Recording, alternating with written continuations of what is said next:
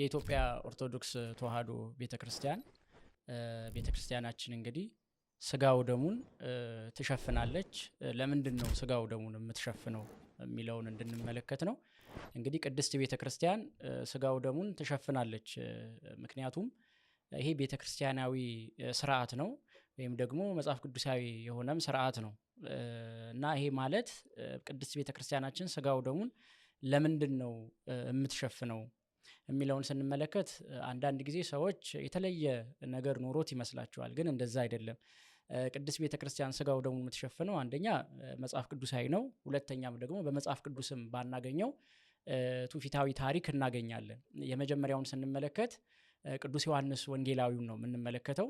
ቅዱስ ዮሐንስ ወንጌላዊ እንግዲህ አምላካችን መድኃኒታችን ኢየሱስ ክርስቶስን እስከ ቀራኒዮ አደባባይ ድረስ የተከተለ ነገረ ስቅለቱን በአይኑ የተመለከተ ሐዋርያ ነው። ሐዋርያው እንግዲህ ይሄንን ሲመለከት በልቦናው ላይ የተሳለበት ነገር አለ።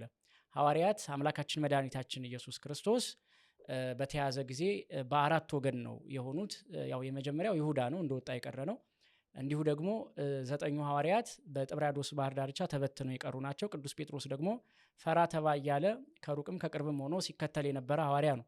ቅዱስ ዮሐንስ ግን እስከ መጨረሻው ድረስ የጌታችን የመድኃኒታችን የኢየሱስ ክርስቶስ ፍቅር አስገድዶት በቀራኒው የተገኘ የፍቅር ሰው የተባለ ሐዋርያ ነው እና ይህ ሐዋርያ አምላካችን መድኃኒታችን ኢየሱስ ክርስቶስ ሲሰቀል አይሁድ እርቃኑን በመስቀል ላይ በሰቀሉት ጊዜ ስለተመለከተ ስላየ ጢባሪዎስ ቄሳር የአምላካችን የመድኃኒታችን የኢየሱስ ክርስቶስን ስዕል እንዲስል ለምኖት ነበር ወይም ጠይቆት ነበር እና ይህ ደገኛ ሐዋርያ ቅዱስ ዮሐንስ ይህንን ስዕል ሲስል ልክ አይሁድ እንደሰቀሉት አድርጎ እርቃኑን አድርጎ ነበር የሳለው እና የሳለው የክርስቶስ ስዕል አፍ አውጥቶ ዮሐንስ አይሁዳውያን በኢየሩሳሌም እኔን እርቃኔን ሰቀሉኝ፣ አንተ ደግሞ ዛሬ በሮም እኔን እርቃኔን ትሰቅለኛለህን ብሎ ሲጠይቀው ታዲያ ጌታዬ መድኃኒቴ ኢየሱስ ክርስቶስ ወይ እንዴት አድርጌ እንድስልህ ትፈልጋለህ ብሎ ያን ያናገረውን ስዕል ሲጠይቅ ያ ስዕል ምን ብሎ ይመልስለታል?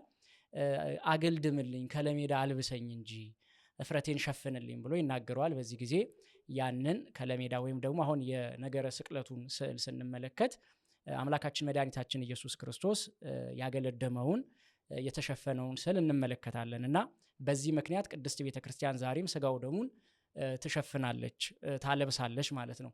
ሌላው ደግሞ አምላካችን መድኃኒታችን ኢየሱስ ክርስቶስ በተሰቀለ ጊዜ ፀሐይና ጨረቃ አምላካችን ነው፣ ፈጣሪያችን ነው፣ እርቃኑን ልናየው አይገባም ብለው ጨረቃ እንግዲህ በመሰወር ደም በመልበስ ፀሐይም ደግሞ ብርሃኗን በመከልከል የአምላካችን የመድኃኒታችን የኢየሱስ ክርስቶስን እርቃኑን እንደሸፈኑ ዛሬም ደግሞ ቅድስት ቤተክርስቲያን የክርስቶስን ስጋና ደም ሸፍና ትይዛለች ማለት ነው። ይሄ ቤተክርስቲያናዊ አስተምሮ ስለሆነ መጽሐፍ ቅዱሳዊም ስለሆነ ቅድስት ቤተክርስቲያን በተለየ መንገድ ሳይሆን ይህ ስርዓት ስላለ ስጋው ደሙን ትሸፍናለች ማለት ነው።